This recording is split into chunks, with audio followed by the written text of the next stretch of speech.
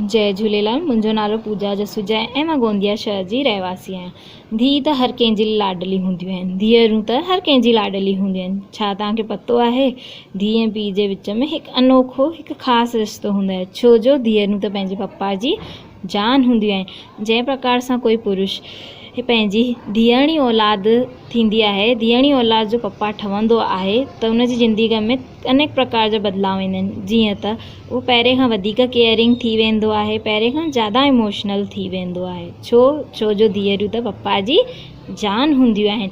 धीउ त हर घर जो सम्मान हूंदियूं आहिनि, धीउ त हर घर जो सम्मान हूंदियूं आहिनि, पर धीअरूं त पप्पा जी जान हूंदी आहे, धीअरूं त पप्पा जी जान हूंदी आहिनि। पप्पा चवंदा आहिनि नंढी सी परी आहीं तूं, जादूअ जी छड़ी आहीं तूं, सॼी दुनिया खे संभालण वारी आहीं तूं, तूं त मुंहिंजी जान आहीं तूं। धीअरूं त पप्पा जी जान हूंदियूं आहिनि। पप्पा ॾीओ आहे त बाती हूंदी आहिनि धीअरूं, पप्पा ॾीओ आहे त बाती हूंदियूं आहिनि धीअरूं। धीअरूं त पप्पा जी जान हूंदियूं आहिनि। जय झूलेलाल।